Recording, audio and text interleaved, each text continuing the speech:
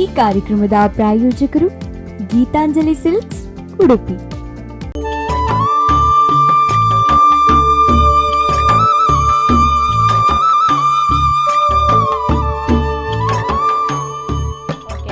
ನನ್ನ ನೆಚ್ಚಿನ ಸ್ಪಂದನ ವಾಹಿನಿಯ ವೀಕ್ಷಕರಿಗೆ ನಮಸ್ಕಾರ. ಇದು ಗೀತಾಂಜಲಿ ಸಿಲ್ಕ್ಸ್ ಅರ್ಪಿಸುವಂತಹ ನಮ್ಮೂರ ಜಾಣೆ ವಿಶೇಷ ಕಾರ್ಯಕ್ರಮ. ಸ್ಥಳೀಯ ಪ್ರತಿಭೆಗಳ ಪ್ರತಿಭಾಲೋಕದ ಅನಾವರಣ ಈ ನಮ್ಮೂರ ಜಾಣೆ ಕಾರ್ಯಕ್ರಮ. ಈ ದಿನ ನಮ್ಮ ಜೊತೆಗಿದ್ದಾರೆ ಒಬ್ಬರು ವಿಶೇಷವಾದ ವ್ಯಕ್ತಿ. ಹಾಡನ್ನು ಹಾಡುವವರನ್ನು ನೋಡಿದ್ದೀರಿ, ಅದೇ ಹಾಡನ್ನು ತನ್ನದೇ ಆದ ಶೈಲಿಯಲ್ಲಿ ಸ್ಯಾಕ್ಸೋಫೋನ್ ಮೂಲಕ ವಾದಿಸುವವರು. ಇವತ್ತು ನಮ್ಮ ಜೊತೆಗಿದ್ದಾರೆ ಸ್ಯಾಕ್ಸೋಫೋನ್ ವಾದಕಿ ದೀಕ್ಷಾ ದೇವಾಡಿಗ ಅವರು. ಬನ್ನಿ ಅವರನ್ನು ಸ್ವಾಗತಿಸೋಣ. ದೀಕ್ಷಾ ದೇವಾಡಿಗ ಅವರೇ, ಕಾರ್ಯಕ್ರಮಕ್ಕೆ ಸ್ವಾಗತ. ನಮಸ್ತೆ. ಮೊದಲನೇದಾಗಿ ನೀವು ತಂದೆಗೆ ತಕ್ಕ ಮಗಳು, ಯಾಕಂದರೆ ನಿಮ್ಮ ತಂದೆ ಕೂಡ ಸ್ಯಾಕ್ಸೋಫೋನ್ ವಾದಕರು. ನಿಮಗೆ ಹೇಗೆ ಸ್ಯಾಕ್ಸೋಫೋನ್ ಮೇಲೆ ಇಂಟ್ರೆಸ್ಟ್ ಬಂತು? ಅಂದರೆ ತಂದೆಯನ್ನು ನೋಡಿ ಕಲ್ತದ್ದ, ಅಲ್ಲದೆ ಬೇರೆಯವ್ರನ್ನ ಯಾರನ್ನು ನೋಡಿ ಇವರನ್ನು ಹಾಗೆ ನಾನು ಕೂಡ ಸ್ಯಾಕ್ಸೋಫೋನ್ ವಾದಕ್ಕೆ ಆಗಬೇಕಂತ ಆಸೆ ಪಟ್ಟರ ಹೇಗೆ? ಇಲ್ಲ, ಚಿಕ್ಕದಿರುವಾಗ ನನಗೆ 4ನೇ ಕ್ಲಾಸ್ 3ನೇ ಕ್ಲಾಸ್ ರಜೆಯಲ್ಲಿರುವಾಗ ತಂದೆನೇ ಹೇಳಿದ್ದು. ಆಗ ನಂಗೆ ಗೊತ್ತಿರಲಿಲ್ಲ ತಂದೆ ಬಾರಿಸಿದ್ದನ್ನು ನೋಡ್ತಿದ್ದೆ ಚಿಕ್ಕದಿರುವಾಗ. ಬಟ್ ಇದ್ರ ಬಗ್ಗೆ ಇಂಟ್ರೆಸ್ಟ್ ಇರಲಿಲ್ಲ ಫಸ್ಟಿಗೆ. ತಂದೆ ಹೇಳಿದರು, ಯಾರು ಕಲಿತೀರಂತ ನನ್ನ ಅಕ್ಕನ ಹತ್ರ ಕೇಳಿದ್ರು. ಅದಕ್ಕೆ ಮತ್ತು ನಾನೇ ಕಲಿಬೇಕಂತ ಅಪ್ಪನೇ ಹೇಳಿದರು. ನನಗೆ ಇಂಟ್ರೆಸ್ಟ್ ಬಂತು. ಕಲಿತ ಫಸ್ಟಿಗೆ ಆಸಕ್ತಿ ಇರಲಿಲ್ಲ ಫಸ್ಟಿಗೆ ನನಗೆ. ಆಮೇಲೆ ಕಲಿತ ನನಗೆ ಮತ್ತು ಅಪ್ಪನೂ ಕೂಡ ಅದರಲ್ಲಿ ಇದ್ದಿದ್ದರಿಂದ ಹೇಳ್ತಿದ್ರು ಯಾವುದು ತಪ್ಪಾಗ್ತಿತ್ತು, ಯಾವುದು ಸರಿ ಆಗ್ತಿತ್ತು. ಅವರ ಸಪೋರ್ಟಿಂದಲೇ ಇಷ್ಟು ಕಲೀಲಿಕ್ಕೆ ಅಂದರೆ ಇಷ್ಟೇ ಥರಕ್ಕೆ ಬಂದದ್ದು. ಹಾಗೆ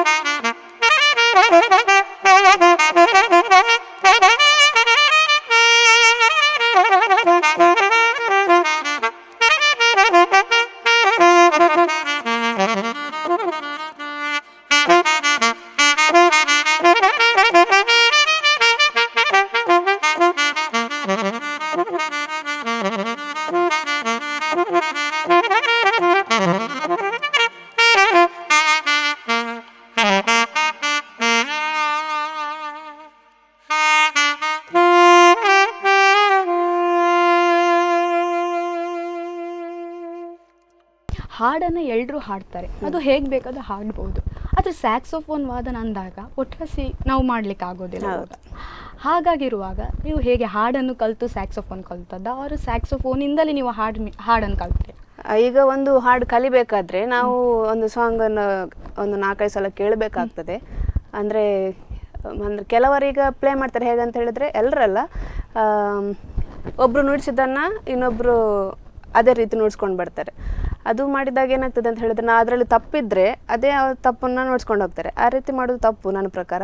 ಯಾಕಂತ ಹೇಳಿದ್ರೆ ಒಂದು ಪದ್ಯವನ್ನು ನುಡಿಸ್ಬೇಕಾದ್ರೆ 4-5 ಸಲ ಕೇಳಬೇಕು, ಕೆಲವರಿಗೆ ಒಂದು 10-15 ಸಲ ಕೇಳಬೇಕಾಗ್ತದೆ. ಸೊ ನಾನು ಹಾಗೇ ಒಂದು ಪದ್ಯವನ್ನು ಕೇಳ್ತಾ ಕೇಳ್ತಾ ಕಲಿತಾ ಹೋಗ್ತೇನೆ ಹಾಗೆ. ಓಕೆ, ಸ್ಯಾಕ್ಸೋಫೋನ್ ಮೂಲಕ ಅಂದರೆ ವಾದನಗಳನ್ನು ನೀವು ಬಹಳ ನಿಮ್ಮದೇ ಶೈಲಿಲಿ ನೀವು ವಾದನ ಮಾಡ್ತೀರಾ. ಆ ಯಾವುದೇ ಕ್ಷೇತ್ರಕ್ಕಾದರೂ ಒಬ್ಬರು ಗುರುಗಳಂತ ಇರ್ತಾರೆ. ಯಾರು ನಿಮ್ಮ ತಂದೆ, ನಿಮ್ಮ ಗುರುಗಳ? ಫಸ್ಟಿಗೆ ಸರಿಗಮ ಪದನಿಸ ಅಂತ ಒಂದು ಸಂಗೀತದಿಂದ ಸಪ್ತಸ್ವರ ಬರ್ತದೆ, ಅದನ್ನು ಒಂದು ಕೀಯಲ್ಲಿ ಹೇಳಿಕೊಟ್ಟದ್ದು ನನ್ನ ತಂದೆ. ಆಮೇಲೆ ಸುಂದರ್ ಶೇರಿಗಾರ್ ಅಲಿಯೂರು ಅಂತ ನಿಮ್ಗೆ ಗೊತ್ತಿರ್ಬೋದು, ಅವ್ರು ಕೂಡ ಫೇಮಸ್. ಅವರಲ್ಲಿ ನನ್ನ ಆಪತ್ತ ಕ್ಲಾಸಿಗೆ ಅಲ್ಲಿಗೆ ಸೇರಿಸಿದ್ರು. ಬೆಳಿಗ್ಗೆ ಕ್ಲಾಸಿಗೆ ಹೋಗ್ತಿದ್ದೆ ಡೈಲಿ, ಒಂದು 6:30ಗೆ ಹೋದರೆ ಮತ್ತೆ 9 ಗಂಟೆಗೆ ಬಂದು ಅಂತ ಸ್ಕೂಲಿಗೆ ಹೋಗ್ತಿದ್ದೆ ಹಾಗೆ. ಆಮೇಲೆ 6ನೇ ಕ್ಲಾಸ್ ನಂತರ ಉಡುಪಿಗೆ 2 ವರ್ಷ ನಾನು ಸುಂದರ್ ಶೇರ್ಗಾರ್ ಅವರ ಹತ್ರ, ಅಲಿಯೂರ ಹತ್ರ ಕಲ್ತದ್ದು. ಆಮೇಲೆ ಉಡುಪಿಗೆ ಅಂದರೆ ಅವರು ಫ್ಲೂಟ್ ಪ್ಲೇ ಮಾಡುವಂಥದ್ದು, ಸ್ಯಾಕ್ಸೋಫೋನ್ ಅಲ್ಲ, ಫ್ಲೂಟ್ ಅಂದರೆ ಕೊಳಲು. ಕೊಳಲಲ್ಲಿ ನನಗೆ ಕಲಿಸಿ, ನಾನು ಅದರಲ್ಲಿ ವಾದ್ಯದಲ್ಲಿ ಕಲಿಸ್ತಾ ಇದ್ದರು. ರಾಘವೇಂದ್ರ ರಾವ್ ಸರ್ ಅಂತವರು ಒಳ್ಳೆ ಫ್ಲೂಟ್ ಪ್ಲೇಯರ್. ಗುರುಗಳಂದರೆ ನನಗೆ ಇಷ್ಟದ ಗುರುಗಳು ಅಂತ ಹೇಳ್ಬೋದು. ಸುಂದರ್ ಶೇರ್ಗಾರ್ ಅವರು ಕೂಡ ತುಂಬ ಸಾಧು ವ್ಯಕ್ತಿ, ಅವರು ಕೂಡ ಅದೇ ರೀತಿ. ರಾಘವೇಂದ್ರ ರಾವ್ ಕೂಡ ಅವರು ಫ್ಲೂಟ್ ಪ್ಲೇಯರು, ಒಳ್ಳೆ ರೀತಿಯಲ್ಲಿ ಕಲಿಸ್ತಾ ಇದ್ರು ಮಕ್ಕಳನ್ನು. ಯಾವ ರೀತಿಯಲ್ಲಿ ಕಲಿಸ್ಬೇಕು ಅವರಿಗೆ, ಒಂದು ತಾಳ್ಮೆಯಲ್ಲಿರ್ಬೋದು. ಅಂದರೆ ಅಷ್ಟೇ ಸ್ಟ್ರಿಕ್ಟ್ ಇದ್ದರು. ಒಂದು ಕ್ಲಾಸಿಗೆ ಹೇಳಿಕೊಟ್ರೆ ಇನ್ನೊಂದು ಕ್ಲಾಸಿಗೆ ಬರಬೇಕಾದ್ರೆ ಅದನ್ನು ನಾವು ರೆಡಿ ಮಾಡ್ಕೊಂಡು ಬರಬೇಕಾಗ್ತದೆ, ಇಲ್ಲದ್ರೆ ಅವರು ಹಿಂದೆ ಕಲಿಸ್ತಿದ್ರು. ಸೊ ಆ ಒಂದು ಸ್ಟ್ರಿಕ್ಟ್ನಿಂದ ಅದೇ ರೀತಿ ಅವರು ಕಲಿಸಿದ್ದನ್ನು ನಾವು ಮನೆಯಲ್ಲಿ ಬಂದು ಪ್ರಾಕ್ಟೀಸ್ ಮಾಡುವಾಗ ತಂದೆ ಕೂಡ ನಮ್ಮೊಟ್ಟಿಗೆ ಬೆಳಿಗ್ಗೆ ಇರ್ಬೋದು, ಸಂಜೆ ಇರ್ಬೋದು, ತಂದೆ ನಮ್ಮೊಟ್ಟಿಗೆ ಅಷ್ಟೇ ಹಠದಲ್ಲಿ ಕೂತ್ಕೊಳ್ತಾ ಪ್ರಾಕ್ಟೀಸ್ ಮಾಡಿಸ್ತಾ ಇದ್ದರು ನಮಗೆ. ಆ ಒಂದು ಪ್ರಾಕ್ಟೀಸ್ ಮಾಡುವ ಹಂತವನ್ನು ನಾವು ಈಗ ಸಹ ರೂಢಿ ಮಾಡ್ಕೊಳ್ತಾ ಇದ್ದೇವೆ, ಬೆಳಿಗ್ಗೆ ಸಂಜೆ ಮಾಡ್ತಾ ಇದ್ದೇವೆ. ಮತ್ತು ಅದ ನಂತರ ಮಾಧವಿ ಭಟ್ ಅವರ ಹತ್ರ ಕೂಡ ನಾವೀಗ ಸ್ಯಾಕ್ಸೋಫೋನ್ ಕಲಿತಾ ಇದ್ದೇನೆ ಈಗ ಸಹ. ಅಂದರೆ ಅವರು ವೋಕಲಲ್ಲಿ ಬಾಯಲ್ಲಿ ಹೇಳಿಕೊಡುವಂಥದ್ದು, ನಾನು ಅದನ್ನು ಕಲ್ತ್ಕೊಂಡು ಬಂದು ವಾದ್ಯದಲ್ಲಿ ನುಡಿಸ್ತೇನೆ ಹಾಗೆ.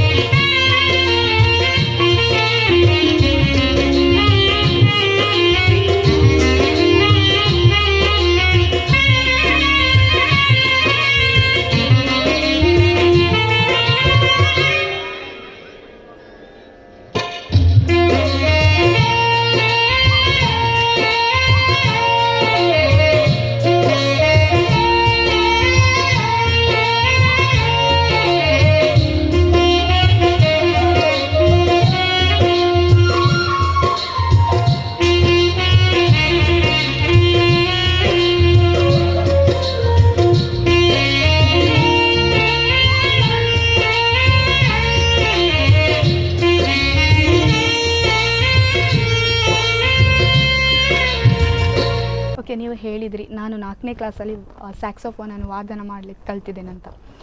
ನಾವು ಕಲ್ತ ವಿದ್ಯೆಯನ್ನು ಒಂದು ಸ್ಟೇಜಿನ ಮೇಲೆ ಪ್ರದರ್ಶನ ಮಾಡೋದಂದ್ರೆ ಅದೊಂಥರ ಬಹಳ ಖುಷಿ.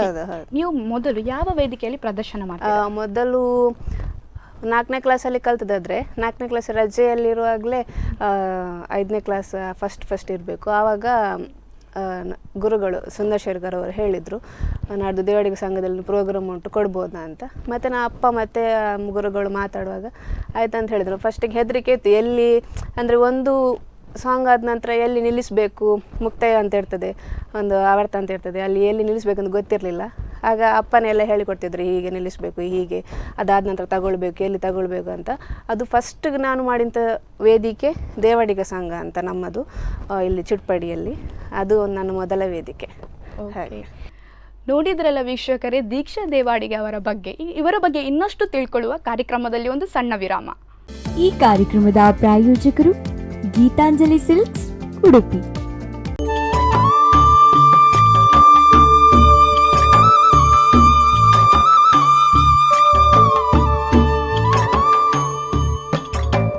ವಿರಾಮದ ಬಳಿಕ ಗೀತಾಂಜಲಿ ಸಿಲ್ಕ್ಸ್ ಅರ್ಪಿಸುವಂತಹ ನಮ್ಮೂರ ಜಾಣೆ ವಿಶೇಷ ಕಾರ್ಯಕ್ರಮಕ್ಕೆ ಸ್ವಾಗತ.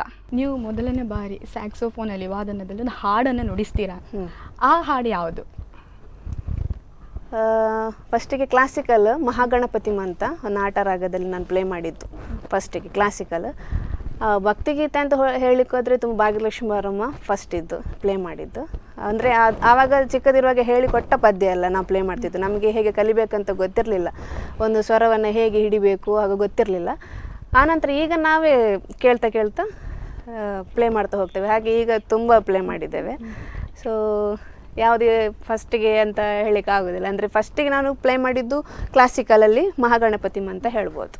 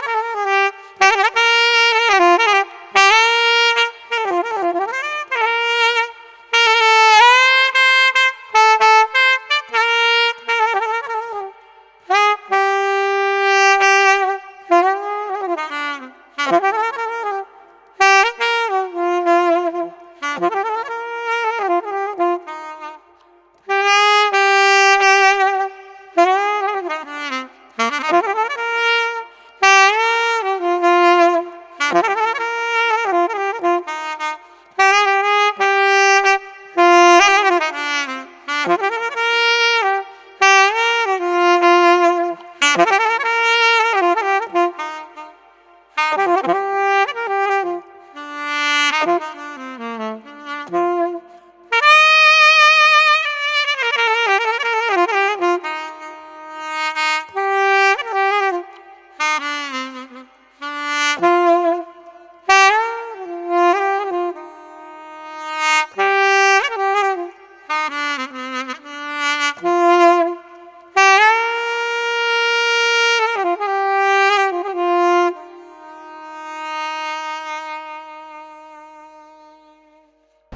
ಸ್ಯಾಕ್ಸೋಫೋನನ್ನು ವಾದನವನ್ನು ಅಂದರೆ ಮಕ್ಕಳು ಯಾರಾದರೂ ಕಲೀಲಿಕ್ಕೆ ಬಂದರೆ ಅವರು ಮೊದಲಿನಗೆ ಏನೆಲ್ಲ ಕಲಿಬೇಕು, ಏನೆಲ್ಲ ತಿಳ್ಕೊಂಡಿರಬೇಕು? ಏನಿಲ್ಲ, ಫಸ್ಟಿಗೆ ಏನಂತ ಹೇಳಿದರೆ ಅವರಿಗೆ ಮೇಯ್ನಾಗಿ ಆಸಕ್ತಿ ಇರಬೇಕು ಕಲಿಬೇಕಾದ್ರೆ. ಒಂದು ಮೇಯ್ನಾಗಿ ಒಂದು ಇನ್ಸ್ಟ್ರೂಮೆಂಟ್ ಬೇಕು ಅವರಿಗೆ, ಮತ್ತು ಆಸಕ್ತಿ ಇರಬೇಕು. ತಂದೆ ತಾಯಿ ಅಥವಾ ಮನೆಯವರ ಒತ್ತಾಯಕ್ಕೆ ಬಂದರೆ ಆ ವಿದ್ಯೆ ಖಂಡಿತ, ಯಾವ ವಿದ್ಯೆ ಸಹ ಹಾಗೆ ತಂದೆ ತಾಯಿ ಒತ್ತಾಯಕ್ಕೆ ಕಳಿಸ್ತಾರೆ ಕೆಲವೊಮ್ಮೆ. ಅಂದರೆ ಅವರಿಗೆ ಇಂಟ್ರೆಸ್ಟ್ ಇರ್ತದೆ ಮನೆಯವರಿಗೆ, ನನ್ನ ಮಗ ಹೀಗೆ ಒಂದು ಸ್ಟೇಜಲ್ಲಿ ಪ್ಲೇ ಮಾಡಬೇಕು, ನೋಡಬೇಕು ಅಂತ. ಆದರೆ ಈ ಮಕ್ಕಳಿಗೆ ಇಂಟ್ರೆಸ್ಟ್ ಇರೋದಿಲ್ಲ. ಮೊದಲು ಆಸಕ್ತಿ ಇರಬೇಕು, ಆಮೇಲೆ ಅದೇ ಒಂದು ಹಂತ ಹಂತವಾಗಿ ಕಲಿತಾ ಹೋಗ್ತಾರೆ. ಮತ್ತೆ ಬಂದರೆ ಹಾಗೆ ಫಸ್ಟಿಗೆ ಸಂಗೀತ ಬಾಯಲ್ಲಿ ಕಲಿಬೇಕಾಗ್ತದೆ, ಆಮೇಲೆ ಇನ್ಸ್ಟ್ರೂಮೆಂಟ್ ಪ್ಲೇಯಿಂಗಲ್ಲಿ. ಮೊದಲು ಹೇಳುವಂಥದ್ದು ನಾನು ಆಸಕ್ತಿ ಅಷ್ಟೇ. ನೀವು ಬಹಳಷ್ಟು ಸ್ಯಾಕ್ಸೋಫೋನ್ ವಾದನ ಮಾಡಲಿಕ್ಕೆ ಬಹಳಷ್ಟು ವೇದಿಕೆಗಳಿಗೆ ಹೋಗಿದೆ. ಯಾವುದೇ ಒಂದು ಜಾಗಕ್ಕೆ ಹೋಗಲಿ, ಒಂದು ನನಗೆ ಈ ಒಂದು ಜಾಗಕ್ಕೆ ಒಂದು ತುಂಬ ಖುಷಿ ಆಯಿತು ಅನ್ನೋದು ಇದ್ದೇ ಇರ್ತದೆ. ನಿಮಗೆ ಯಾವ ಜಾಗಕ್ಕೆ ಹೋಗಿ ತುಂಬ ಖುಷಿ ಆಯಿತು, ಆ ವೇದಿಕೆಯಲ್ಲಿ ನನಗೆ ಬಹಳ ಖುಷಿ ಆಯಿತು ಅನ್ನೋದು ಕ್ಷಣ? ಒಂದು ನನಗೆ ಕ್ಲಾಸಿಕಲ್ ಪ್ರೋಗ್ರಾಮಲ್ಲಿ ಎಲ್ಲಿ ಕೊಡ್ತೇನೆ ನಾನು, ಅಂದರೆ ಈಗ ಒಂದು ಮದುವೆದು ಪ್ರೋಗ್ರಾಮ್ಗೆ ತುಂಬ ಹೋಗಿದ್ದೇನೆ, ಅದು ಹಾಲ್ ಒಳಗೆ ಆಗುವಂಥದ್ದು. ಈ ಕ್ಲಾಸಿಕಲ್ ಪ್ರೋಗ್ರಾಮ ಹೆಚ್ಚಾಗಿ ದೇವಸ್ಥಾನದ್ದು ಧಾರ್ಮಿಕ ಕಾರ್ಯಕ್ರಮದಲ್ಲಿ ಅದರಲ್ಲೇ ಆಗ್ತದೆ. ಧರ್ಮಸ್ಥಳದ ಪ್ರೋಗ್ರಾಮ್ ನನಗೆ ತುಂಬ ಇಷ್ಟ, ಯಾಕಂತ ಹೇಳಿದ್ರೆ ಅಲ್ಲಿ ಕ್ಲಾಸಿಕಲ್ ಎಲ್ಲ ಫುಲ್ ಕೇಳುವವರು ಇರ್ತಾರೆ, ವಿದ್ವಾಂಸರೆಲ್ಲ. ಅದು ಒಂದು ಮತ್ತು ಬೆಂಗಳೂರಲ್ಲಿ ಆದಂಥ ಒಂದು ಪ್ರೋಗ್ರಾಮ್ ಹೆಚ್ಚಾಗಿ ಕ್ಲಾಸಿಕಲ್ ಪ್ರೋಗ್ರಾಮ್ ಎಲ್ಲೆಲ್ಲ ಆಗ್ತದೆ ಆ ಸ್ಟೇಜ್ ನನಗೆ ತುಂಬ ಇಷ್ಟ ಆಗ್ತದೆ. ಧರ್ಮಸ್ಥಳದ ಒಂದು ಹೆಸರನ್ನು ನೀಡ್ಕೊಳ್ತೇನೆ ಇಲ್ಲಿ. ಓಕೆ, ಸ್ಯಾಕ್ಸೋಫೋನ್ ಅಂದಾಗ ನೀವು ಹೇಳಿದ್ರಿ ಕ್ಲಾಸಿಕಲ್ ಪದ್ಯ ಆಗಿರಬಹುದು, ಭಾವಗೀತೆ ಎಲ್ಲವನ್ನು ನುಡಿಸ್ತೀರಿ. ನೀವು ತುಂಬ ಇಷ್ಟಪಟ್ಟು ನುಡಿಸುವಂತಹ ಹಾಡು ಯಾವುದಾದ್ರೂ ಇದೆಯಾ, ಅಲ್ಲ ಯಾವುದಾದ್ರೂ ಗೀತೆಗಳಿದೆಯಾ? ಅಂದರೆ ಭಾವಗೀತೆ, ಕ್ಲಾಸಿಕಲ್. ಭಾವಗೀತೆ ಕಾಣದ ಕಡಲಿಗೆ ನನಗೆ ತುಂಬ ಇಷ್ಟ. ಅದನ್ನು ಆದರೆ ಚಿಕ್ಕದಿರುವಾಗ ಪದ್ಯ ಕೇಳ್ತಾ ಇದ್ದೆ. ಆದರೆ ಆ ಒಂದು ಪದ್ಯ ಕಲಿಬೇಕಾದ್ರೆ ಅದರೊಳಗೆ ನಾವು ತಲ್ಲೀನತೆ ಆಗಿರಬೇಕು, ಆ ಪದ್ಯದೊಳಗೆ ಹೋಗಬೇಕಾದ್ರೆ. ಅದು ನನಗೆ ಸಿಕ್ಕಿದ್ದು ರೀಸೆಂಟ್ಲಿ ಆಗಿ. ಆ ಪದ್ಯದೊಳಗೆ ಹೋಗಬೇಕು, ಒಂದು ಪದ್ಯ ಕಲಿಬೇಕಾದ್ರೆ ಆ ಭಾವನೆ ಬರಬೇಕು ಭಾವಗೀತೆಯಲ್ಲಿ. ಮೊದಲಿಗೆ ನಾನು ಅದನ್ನು ಕಾಣದ ಕಡಲಿಗೆ ಎನ್ನುವಂಥ ಪದ್ಯದಲ್ಲಿ ನೋಡಿದೆ, ಮತ್ತು ಮುನಿಸುತ್ತರವೇ, ಇದೆಲ್ಲ ನನಗೆ ತುಂಬ ಇಷ್ಟದ ಭಾವಗೀತೆಗಳು. ಓಕೆ, ನಿಮ್ಮ ವಾದ್ಯದ ಒಂದು ಸ್ಯಾಕ್ಸೋಫೋನ್ ವಾದನದ ಒಂದು ನುಡಿ ನಾನು ತುಂಬ ಕೇಳಿದ್ದೇನೆ. ನಾನು ಕೂಡ ಇದು ಕಾಣದ ಕಡಲಿಗೆ ಹಾಡನ್ನು ಕೇಳಿದ್ದೇನೆ. ನೀವು ಹೇಳಿದಿರಿ ನನ್ನ ತಂದೆ ಸಪೋರ್ಟಿಂದ ಆಗಿರ್ಬೋದು, ಅಮ್ಮನ ಸಪೋರ್ಟಿಂದ ಬಂದೆ ಅಂತ ಹೇಳಿದೆ. ಅದ ನಂತರ ಮದುವೆ ಆಗ್ತದೆ ನಿಮಗೆ. ಮದುವೆ ಆದಮೇಲೆ ನಿಮ್ಮ ಗಂಡ ನಿಮಗೆ ಎಷ್ಟು ಸಪೋರ್ಟ್ ಮಾಡ್ತಾರೆ? ನನಗೀಗ ಮದುವೆ ಆಗಿ 1.5 ವರ್ಷ ಆಯಿತು. ಹೋದ ವರ್ಷ ಜನವರಿಯಲ್ಲಿ ಆದದ್ದು. ನಿತೀಶ್ ದೇವಡಿಗ ಅಂತ ನನ್ನ ಗಂಡನ ಹೆಸರು. ತಂದೆ ಹೇಗೆ ಸಪೋರ್ಟ್ ಮಾಡ್ತಾರೆ ಹಾಗೆಯೇ ನನಗೆ ಗಂಡ ಕೂಡ ಸಪೋರ್ಟ್ ಮಾಡ್ತಾರೆ. ಯಾವುದು ಪದ್ಯ ಇರ್ಬೋದು, ನನಗಿಂತ ಹೆಚ್ಚಾಗಿ ಈ ಪದ್ಯ ಕಲಿ ಅಂತ ಹೆಚ್ಚಾಗಿ ಸಪೋರ್ಟ್ ಮಾಡುವಂಥದ್ದು ನನ್ನ ಹಸ್ಬೆಂಡ್. ಅಂದರೆ ಎಲ್ಲ ಪದ್ಯವನ್ನು ಸ್ಟೋರ್ ಮಾಡಿ ಇಡ್ತಾರೆ, ಪೆನ್ ಡ್ರೈವ್ಗೆ ಹಾಕಿಡುವಂಥದ್ದು ಇರ್ಬೋದು. ಆಮೇಲೆ ಕೇಳಿಸ್ತಾರೆ ಈ ಪದ್ಯವನ್ನು ಕಲಿ ಅಂತ. ಮತ್ತು ಅವರ ಉದ್ದೇಶ ಏನಂತ ಹೇಳಿದರೆ, ಕೆಲವರು ಎಣಿಸ್ಬೋದು ಮದುವೆ ಆದ ನಂತರ ಹೆಣ್ಣತೊಟ್ಟಿಗೆ ನನ್ನೊಟ್ಟಿಗೆಲ್ಲ ಪ್ರೋಗ್ರಾಮಿಗೆ ಬಂದರೆ ಹಣ ಮಾಡುವ ಉದ್ದೇಶ ಅಂತ ಕೆಲವರು ಎಣಿಸ್ತಾರೆ. ಬಟ್ ಆ ಉದ್ದೇಶ ಅಲ್ಲ. ಅವರ ಉದ್ದೇಶ ಏನಂತ ಹೇಳಿದರೆ, ಒಂದು ಇಡೀ ರಾಜ್ಯಕ್ಕೆ ನನ್ನ ಹೆಸರು ಗೊತ್ತಾಗಬೇಕು ಅನ್ನೋದು ಅವರದ್ದು ಉದ್ದೇಶ ಆಗಿರ್ತದೆ. ಸೊ ತುಂಬ ಸಪೋರ್ಟಿವ್ ಆಗಿದ್ದಾರೆ, ಅದನ್ನು ತಂದೆ ಅಂತ ಹೇಳ್ಬೋದು ಹಾಗೆ. ಓಕೆ, ಭಾಳ ಖುಷಿ ಆಯಿತು. ಇನ್ನೊಂದು ಪ್ರಶ್ನೆ ಕೇಳಬೇಕಾದ್ರೆ, ನೀವು ಸ್ಯಾಕ್ಸೋಫೋನ್ ವಾದನವನ್ನು ವಾದ್ಯವನ್ನು ಊದಲಿಕ್ಕೆ ಆಗಿರಬಹುದು, ಬೇರೆ ಯಾವ ಊರಿಗೆಲ್ಲ ಹೋಗಿದ್ದೀರಾ ನೀವು? ಇಡೀ ಕರ್ನಾಟಕ ಆಲ್ಮೋಸ್ಟ್ ಎಲ್ಲ ಜಿಲ್ಲೆಗೆ ಹೋಗಿ ಬಂದಿದ್ದೇನೆ ನಾನು. ಕೊಪ್ಪಳ ಇರ್ಬೋದು, ಬೆಂಗಳೂರು, ಮೈಸೂರು, ಮಂಡ್ಯ, ತುಂಬ ಗುಲ್ಬರ್ಗ, ಕಲಬುರ್ಗಿ, ಹೆಚ್ಚಾಗಿ ಎಲ್ಲ ಹೋಗಿದ್ದೇನೆ. ದಾವಣಗೆರೆ, ಶಿವಮೊಗ್ಗ ಇರ್ಬೋದು.